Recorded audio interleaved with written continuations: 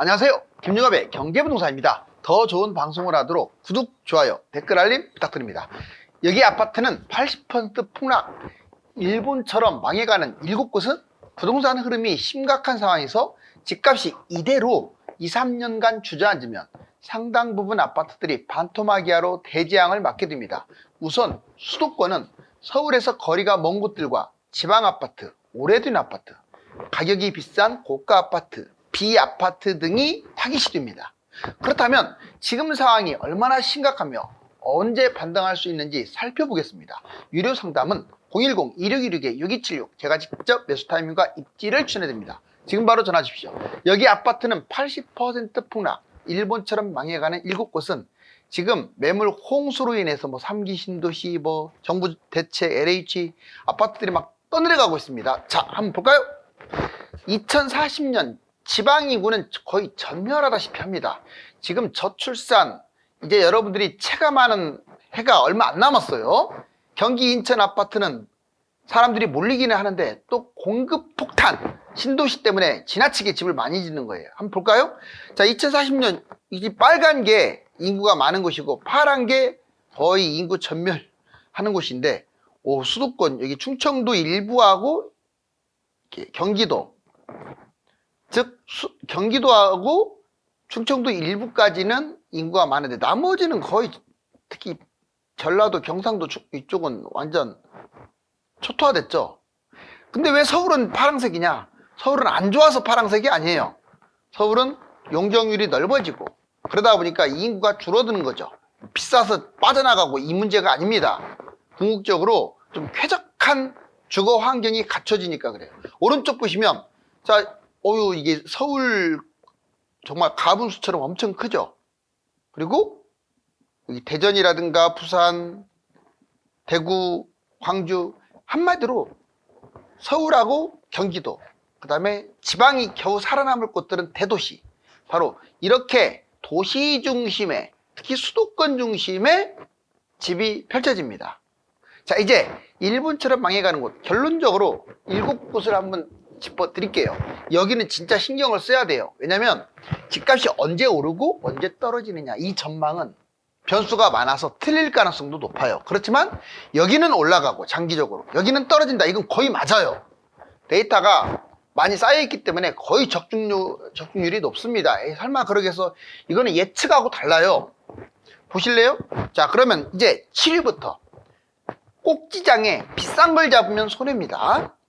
솔직히 지금은 한번 좀 빠진 상황이라 2021년 꼭지에 잡은 사람들보다 훨씬 나은데, 그래도 두 번째 6위입니다. 6위 제1 외곽순환도로 밖은 좀 피하시는 게 좋아요. 그나마 이제 남쪽 강남에 가까운 수원 동탄 라인은 괜찮아요. 그런데 이제 북쪽이나 왼쪽 오른쪽 다 동서쪽은 피하시는 게 좋습니다. 그만큼 서울에서 멀다는 뜻이에요. 5위 전철에서 먼 경기도, 분명히 찝었습니다. 전철에서 먼 곳, 경기도하고 인천이 해당돼요. 서울은 상관없어요. 여기 멀어도 상관없습니다. 땅이 좁고 계속 경전철이 생겨나니까. 이제 4위 서울에서 거리가 먼 곳, 아무리 전철이 많아도요, 가까워도 서울까지 가는데 시간이 많이 걸릴 거 아닙니까? 그렇기 때문에 먼 곳은 좋지가 않아요. GTX 코앞이라면 모를까, 그 위에는. 그 다음에 이제 순위가 올라갈수록 점점 안 좋은 거예요. 3위는 강남에서 거리가 먼 거죠. 강남에서. 자, 서울에서 거리가 서울의 핵심이 아니라 강남의 핵심이에요. 왜냐면 거기가 중심, 공공기관도 많고 그 다음에 기업체도 많고. 이제 그러면 2위 절대 잡아서는 안 되죠. 이제 나홀로 아파트 이런 걸 잡으면 안 돼요. 팔리지도 않고 가격이 올랐어도 제 가격을 받지를 못합니다. 이거는 강남도 마찬가지예요. 강남에 나홀로 잡을 바에는 그 돈으로 한강변이나 그냥 서울에 대단지 잡는 게 훨씬 낫습니다. 자, 이제 B아파트 제일 안 좋습니다. 자, B아파트는 아파트가 아닌 것들이에요. 나홀로 아파트보다도 더 못해요. 뭐가 있는지는 여러분들 알잖아요. 아파트 위에 모든 것. 다만 단독이나 다가구는 그렇게까지 나쁜 건 아니죠. 아파트보다는 좋지 않지만 통건물이기 때문에. 이제 장기적으로 위험한 7곳, 자, 지금 이게 파란 게 여기가 지금 서울이죠. 서울 크기가 상당히 작아요. 보시면 파주, 연천, 포천, 그 다음에 양평, 여주 뭐 이런 데보다도 오히려 작습니다. 그런데 이 땅은 작은데 인구는 거의 1000만 가까이가 살아요. 자, 이 파란 원이 뭔 줄 아세요? 이게 3기 신도시하고 택지지구예요. 무려 50군데가 넘습니다. 100만 가구가 넘어요. 이 안에 들어올 신도시. 그러면 이 3기 신도시에 새 아파트가 쏟아질 텐데, 그것도 분양가 상한제를 받는, 이 안쪽은 그나마 괜찮은데 얘들보다도 입지가 떨어지는 이 바깥쪽이 문제예요. 그래서 제가 7곳, 위험한 7곳을 찝어봤어요. 먼저 첫 번째, 여기 보시면 연천, 포천, 뭐 양평, 여주, 이천 쭉 있죠. 가평 이렇게. 바로 여기는 피하세요.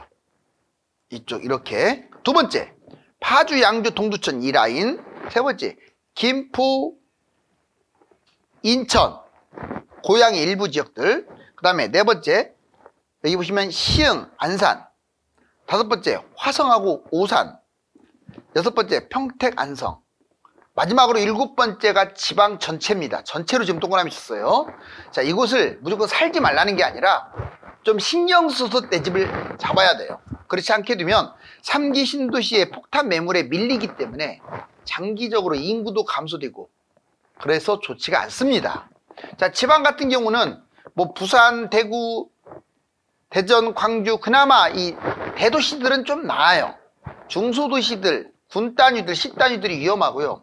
설령 부산, 대구, 광주, 대전, 이 광역시, 울산 이런 데라고 할지라도 얘들이 아무리 좋다 하더라도 오히려 공급폭탄이 산재해 있는 수도권만 못합니다.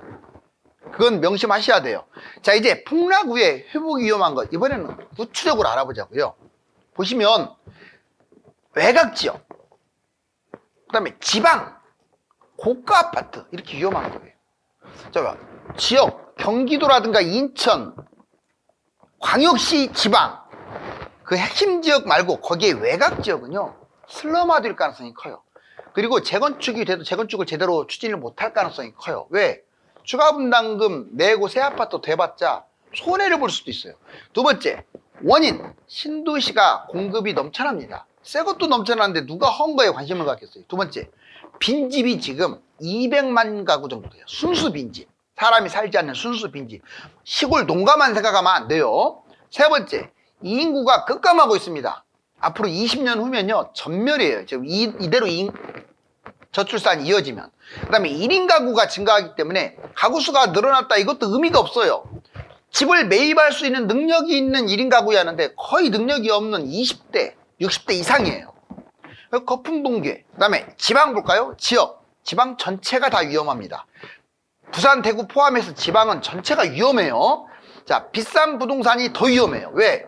회복을 못 할 수도 있어요. 물론 이제 특화돼가지고 부촌 어떤 의미로서 또 살아나는 것도 있겠지만 그래도 변수가 많아요. 원인, 수도권으로 인구가 이동하고 저출산 고령화. 궁극적으로는 인구 감소, 산업이 감소하고 그렇기 때문에 집값이 분기 후에 회복을 못할 수도 있어요. 옛날에는 분기 뒤면 사이클상으로 계속 우상향 했는데 우상향이 안 되는 곳들이 늘어날 것이다. 자, 고가 아파트. 서울을 제외해서, 서울은 제가 보기에는 신고가를 또 나중에는 찍을 것 같아요. 다만 경기, 인천, 지방 전체 지역은 고가 아파트가 비싸잖아요. 그런 곳들이 가치를 못할 가능성이 커요. 그리고 특히 지방광역시 10억 이상은 조심해야 합니다.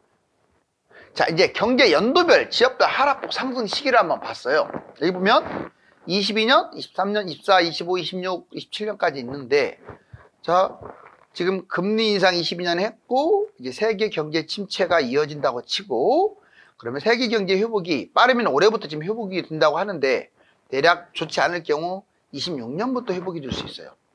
그 다음에 여기 보시면 3기 신도시 포함해가지고 공급 과잉이란 말을 썼죠. 이제 주로 입주하는 게 26년, 27년 이후예요. 그러면 상당히 위험할 수 있습니다. 이제 강남은 만약 이렇게 앞으로 대세 하락장이 왔을 때 강남 같은 경우는 40% 하락을 하고요. 한 1, 2년 만에 회복을 다 해버립니다. 한 2, 3년 떨어졌어도 1년 만에 회복을 하고, 자, 그 다음에 바로 신고가를 제일 먼저 찍고 두세 배 신고가로 갈 가능성이 커요. 그래서 저는 강남은 긍정적으로 봐요. 그 다음에 서울은 강남보다 좀 더 빠질 가능성이 크죠. 40에서 50%. 그렇지만 역시 회복이 강남보다는 늦지만 1년에서 2년 사이면 다 회복할 가능성이 커요. 그리고 나중에 역시 2배 가까운 신고가. 그러니까 서울과 비서울의 가격 격차는 확 벌어질 거예요. 이번에는 경기 지방의 핵심 지역입니다. 변두리가 아니에요. 핵심. 예를 들자면 뭐 분당이라든가 과천이라든가 광교라든가 이런 곳들 핵심이라고 하는 거예요. 송도라든가 이런데 얘들은 더 빠질 거예요. 50에서 60% 하락. 그리고 회복이 서울보다 좀 더 늦어요. 실제로 과거의 데이터상으로도 이렇게 나와요. 그리고 신고가를 한참 있다 찍어요. 자, 이제 경기 지방의 대부분 한 부동산으로 따지면 거의 60%에서 70% 분량에 해당되는 게 바로 이 네 번째입니다. 50%에서 70%까지 크게 하락을 하고요. 하락 기간도 되게 길어요. 이거 회복하는데 몇 년이 걸린다는 보장도 없어요. 얘들이 신고가 찍고 가는데 회복하기 바쁘죠, 지금. 이제 폭락장에 체감이 안 되는 이유. 확 떨어졌는데 도대체 많이 떨어졌다고 언론도 유튜브도 말을 하는데 왜 체감이 안 될까요? 자, 세 가지. 먼저 매물이 높습니다. 2021년 신고가 기준으로 20%로 매물이 높아요. 거래 매물은 등록이 안 된 싼 매물을 미공개하니까 그래요. 아주 싼 것들은 아예 올려놓지도 않죠. 뉴스 거래는 가장 많이 떨어진 것만 공개하니까 많이 떨어진 것처럼 보이는 거죠. 두 번째, 거래 자체가 없습니다. 많지가 않아요. 이번 달은 그나마 2,000건으로 좀 늘어났는데 거래가 적다 보니까 매물은 내려왔는데 거래가 안 되니까 아직도 높은 시세에 걸쳐 있는 것들이 있는 거죠. 거래량이 50% 이상 줄어서 시세 파악도 잘 안 되는 경우도 많아요. 전화나 방문으로 그냥 들르게 되면요, 진짜 초초초 금매 같은 경우 찾기가 쉽지가 않습니다. 왜? 미공개하니까. 기간이 짧아요. 지금 하락하는 기간이 예전 같으면 막 5년에서 이렇게 이상 떨어졌잖아요. 근데 이번에는 하락 기간이 지금 2년도 채 안 돼요. 그리고 작년 같은 경우는 오히려 올랐잖아요. 시간이 필요하다. 떨어졌어도 기대가 커가지고 하락폭이 불만족. 기대감이 지금 많이 떨어질 그런 기대감 때문에 상승폭이 또 워낙 컸어요. 20년, 21년에. 그러니까 웬만큼 떨어져 갖고는 실감이 안 납니다. 바로 이런 이유죠. 자, 아파트 사이클 분석 보면 와, 이게 1986년 여기서 확 올라왔죠. 그러다가 이렇게 내려왔다가 이제 IMF 때 쭉 떨어지고 이번에는 99년부터 쭉 올라갑니다. 쭉 올라가요. 그래서 대략 한 2009년까지, 이때 2008년에 잠깐 빠지긴 했지만 2009년까지 상승장이고 2014년까지 쭉 떨어집니다. 그러다가 다시 2014년부터 쭉 올라갑니다. 그래서 2021년에 꼭지를 찍고, 자, 여기서가 재밌어요. 이게 C 부분. 지금 A하고 B는 이미 지나간 거니까 패턴이 똑같잖아요. 여기 C, 박스 부분. 자, 이렇게 지금 떨어졌다가 올라갔다가 약간 떨어진 건 맞는데 여기에서 이렇게 올라갈 것이냐, 현재가 바로 이 원 부분이에요.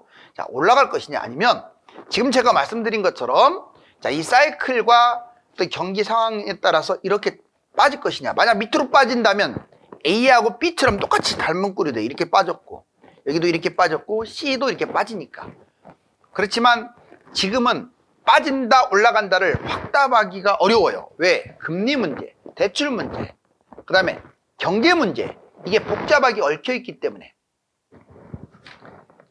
추세선, 지금까지는 우상향을 계속했죠. 이 보라색 보니까 추세선.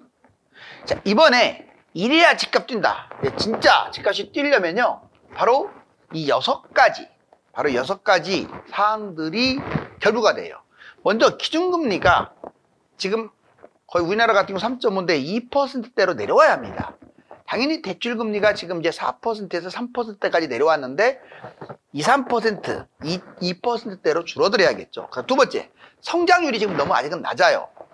올해 일본한테도 추월됐다고 하는데 성장이 이제 예상대로 2% 이상, 흑자로 완전히 전환, 경기 침체에서 벗어나야 한다 이 말이죠. 세 번째, 해외 시세가 마찬가지로 2% 집값이 상승해야 돼요. 미국, 캐나다, 호주, 뉴질랜드, 스칸디나비아 반도, 바로 이 나라들이 우리나라하고 연동을 하거든요. 미국 다우지수하고 우리나라 코스피가 연동하듯이. 그러니까 이 나라들이 뛰어줘야 우리나라도 같이 가는 거죠. 서울 거래량 지금 2,000건이라고 하는데 5,000건 정도까지는 가야 돼요. 예전에는 10,000건 넘었었어요. 3개월 연속 5,000이 지속된다면 이건 상승장으로 봐야 돼요. 그다음에 서울의 전세가율 60% 이상. 지금 50%까지 떨어졌다가 지금 60 쪽으로 빠르게 올라가고 있어요. 전국은 68%예요. 전세가율이. 근데 서울이 아직 60% 조금 못 넘었어요. 자, 그러면 갭투자라든가 다주택자들이 매입하겠죠. 자, 미분양 3만 가구 축소. 지금 10만 가구인데 이제 3만 가구 정도. 대략 한 7만까지 지금 왔죠. 3만까지 축소된다면 이제 상승장으로. 자, 일본하고 우리나라하고 닮은 꼴이 많습니다. 부동산 버블 8년, 플라자 합의 84년부터 91년. 너무 똑같아요. 우리나라 버블 8년, 코로나 포함해갖고 2014년부터 21년. 와, 너무 많이. 그것도 8년이에요, 하필이면. 일본, 부채, GDP 대비 300%. 한국 부채, GDP 대비 300%. 인구 감소, 생산인구, 저출산 1인 가구. 자, 생산인구, 저출산 1인 가구. 여기도 똑같죠? 그 다음에 부동산 거품이 250% 일본 폭등했고, 우리나라 더 뛰었어요. 300%가 폭등했습니다. 일본은 상업용 부동산이 붕괴된 거죠. 금리 인하 후 급격한 인상을 해서 문제가 됐어요. 우리나라도 지금 금리 인하 후 급격한 인상. 그게 문제가 된 거죠. 자, 그 다음에 신도시 200만 가구 공급했고 우리나라도 150만 가구. 이제 사실상 200만 가구나 다름없어요. 경기 장기 침체에서 잃어버린 30년. 자, 우리나라 경기가 아직은 단기 침체였어요. 근데 이게 장기 침체로 빠지면 부동산이 일본은 80%까지 폭락했는데 우리나라도 끝장날 수가 있다. 자, 최근의 흐름 봤더니 분당금 폭탄 휘청, 강남 재건축도 수억씩 빠졌다. 상계중원 5단지 최고가가 8억까지 갔던 게 4억 6천이에요. 거의 반토막 가깝죠. 자, 그다음에 음마아파트도 26.35억인데 23억으로 떨어졌고, 자, 개포 우성 7단지 여기 보면 23.4억인데 14.5억까지 거의 뭐 9억까지 빠졌고요. 올림픽 선수촌 24억 7천이 꼭지인데 18억 7천 많이 빠졌죠. 거래량도 21, 22, 23년 봤을 때 180만, 110만, 100만으로 줄어들었네요. 자, 지금 일본이 악어 입속으로 들어가는데 우리나라는 여기서 스톱 할 것이냐, 따라서 들어갈 것이냐. 집값이 언제 오르고 내려가느냐 하는 문제는 변수가 많아서 정확성이 떨어집니다.